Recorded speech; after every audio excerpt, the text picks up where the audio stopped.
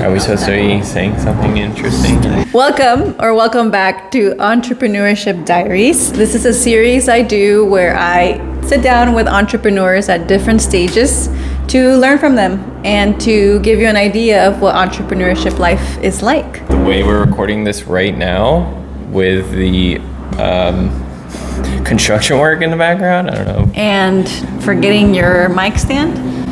Yeah. And not even knowing why you're here at all. So today is very special because I'm here with my two co-founders for SUNMUD. We've been building this company up for 3 years now. So I for sure know they know what they're talking about, and they've learned a lot and they've messed up a lot. And so I'm excited to dive into the conversation. We've also done a lot right as well, just to clarify. And I won't be doing intros because that always takes up so much time in podcasts and stuff. So I'll leave bios in the description so that we can just talk now.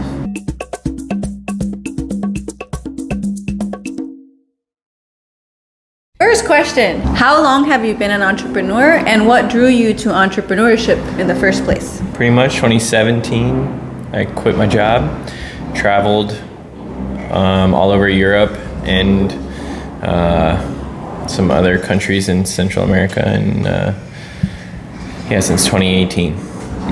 For me, it's been my whole adult life because,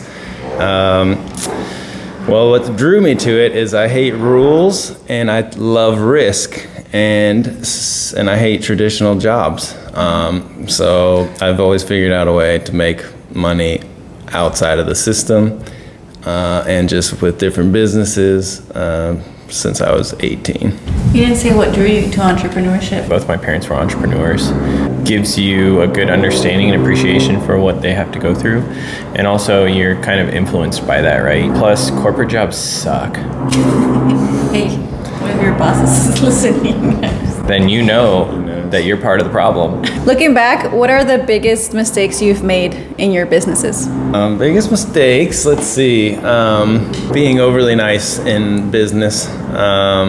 Need to learn how to draw the line when it comes to employees or interns or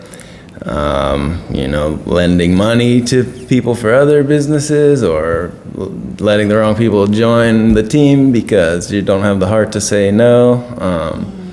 And this is something that I try to leave to Charles these days because he's way better at that.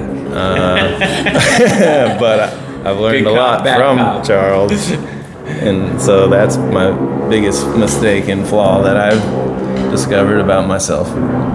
Yeah. And that entrepreneurship will do that to you, right? Like you'll start to learn about yourself real quick.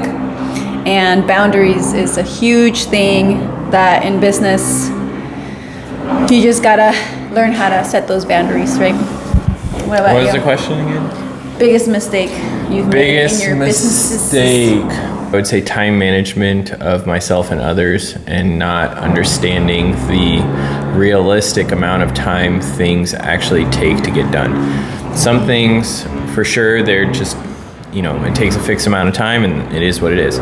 Some things snowball and take way more time due to unforeseen variables or challenges or, just depending on other people's timelines as well. So things generally take longer than you think they should. Plan for that.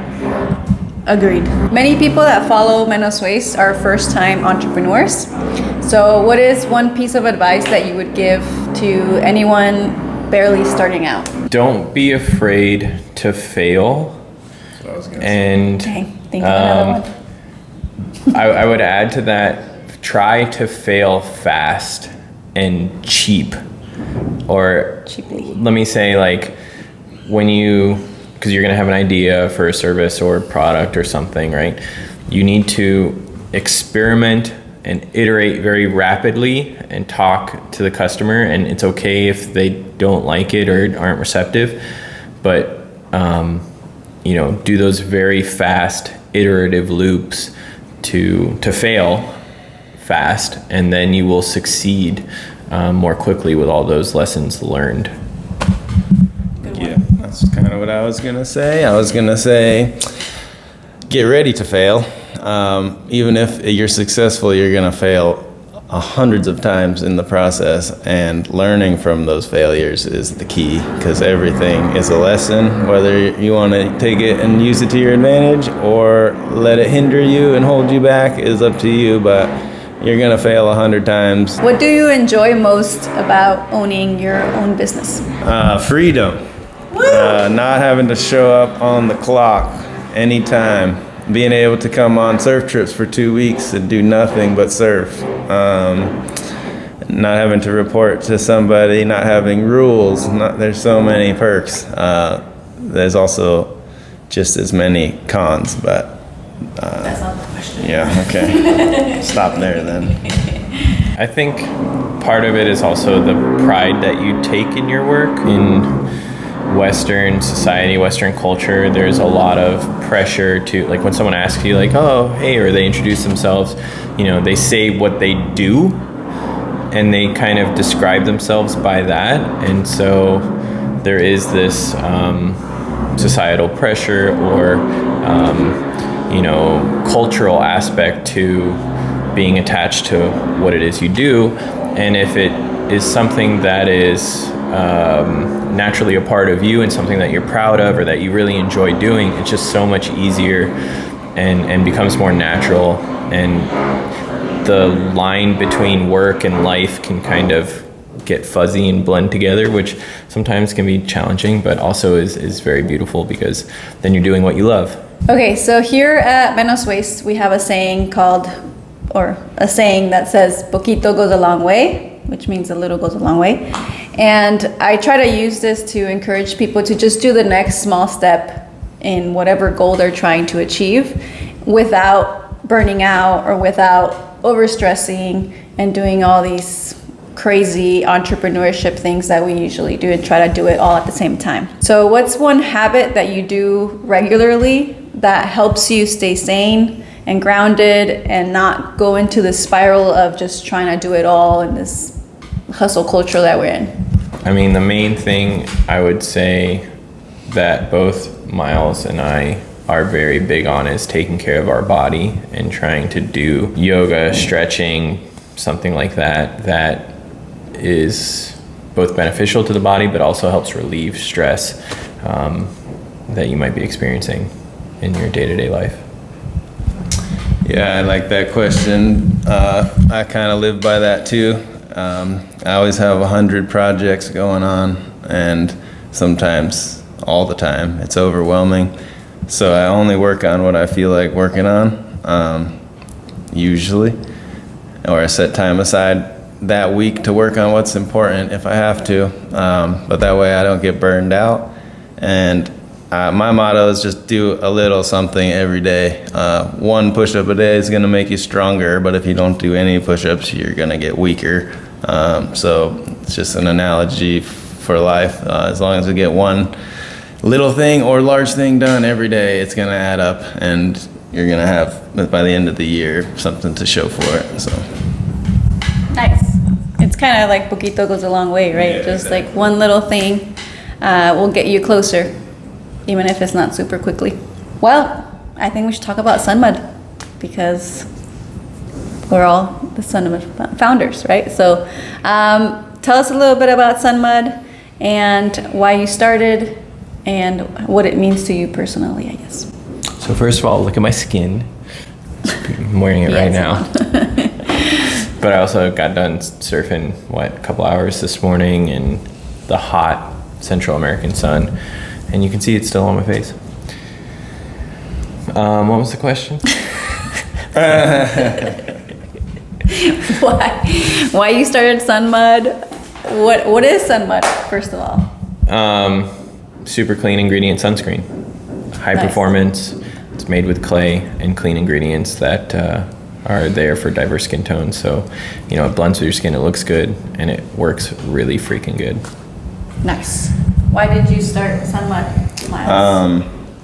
because I'm a sunscreen advocate and I wear it every day. It's because I'm always surfing or rafting or outside working or and all the ones on the market I could find sucked.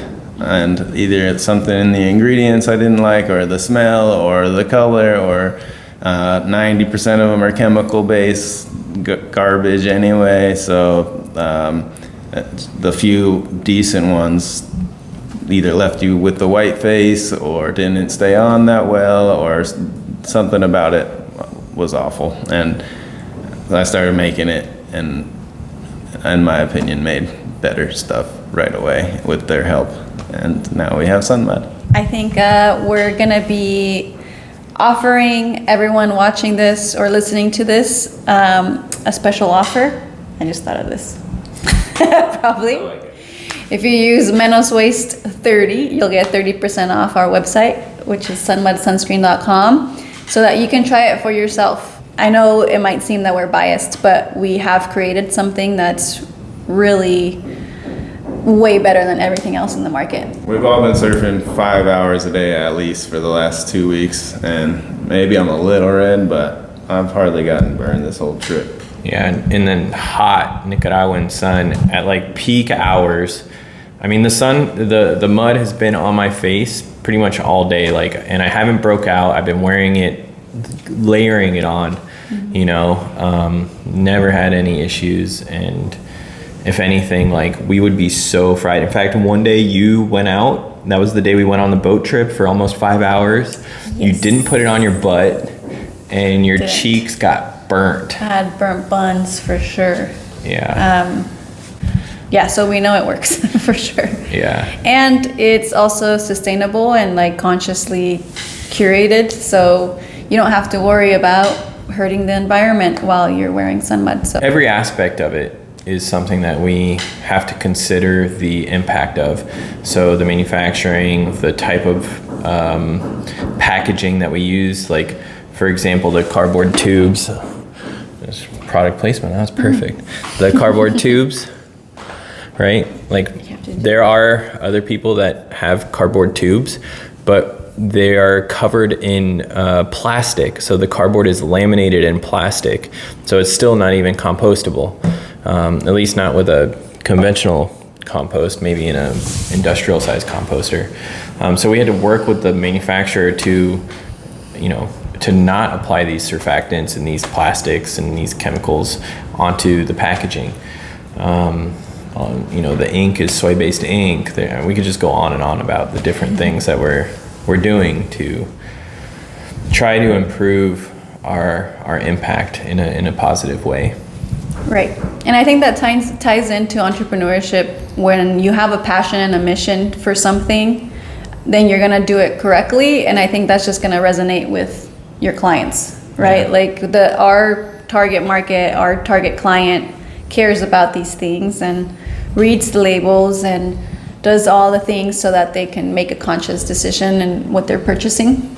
So that's something also to keep in mind as you're starting your business. Do something that you are intrinsically passionate about, because that's gonna show in anything that you do. Yeah. And to add to that, because you asked a question earlier, like, to be afraid of what not to do, or a mistake. One mistake that a lot of people tend to make is they try to please everyone. They think everyone is their customer, instead of honing in on somebody that really resonates with your mission and your product or your service, and saying, these niche people, these are the people I'm gonna serve. These are the people that are my people. That's my community, my customer.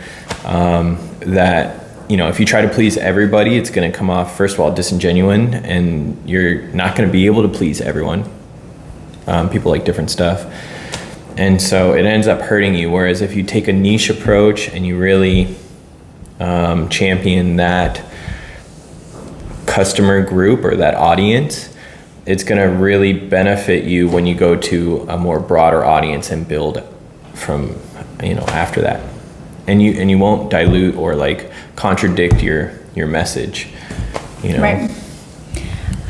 Anything else that you want to add, Miles, on like, just the people listening are all probably entrepreneurs or about to be, like anything else that we didn't talk about that you want to add? Do something you're passionate about that supports your lifestyle so that your travels and things that are necessary for both the business and success in real life come hand in hand. Nice. Yeah, What do you that's mean by huge. that? Can you give us an example? Like the fact that we're on this surf trip right now to do content and marketing, and it's all write-offs, at least a lot of the things that we're doing have been and will be. So Business expenses that are ordinary and necessary. For example, marketing, content creation. I mean, we've met with different professional surfers here. We had a plan to, one of our friends is a semi-pro surfer that was also out here. And just networking is huge. And product testing. That's one of the things actually I'm most stoked about is we've developed, Miles has been working on a body sunscreen. and a lip sunscreen And a lip one Both too. are so good. Yeah, the Cool Aloe works super great. That one, formerly known as Aloe Hera, but we won't get into that. Instead of aloe vera. Anyways, joke. If I have to explain the joke, does the joke work? No. But product testing out new product in this, really, really harsh environment that is very critical on your sunscreen, right? Like, Yeah, look at his eyes. He's not stuck. my eyes are He's sunburned. not stoned right My now. eyes are sunburnt. The sun here. My is eyeballs. intense. We need to make sunscreen for your eyeballs. How do we do that? Is it possible? Little drops that, Supposedly that's what they say sunglasses do, but Oh. I don't know if yeah, it sounds I'm not gonna be out surfing in the lineup like For someone else to figure. Someone figure it out Can I- without chemicals, even do it. with goggles maybe. That's a wrap. That's a wrap. I've always wanted to say that. Okay. Good job. All right. Thank you, boys.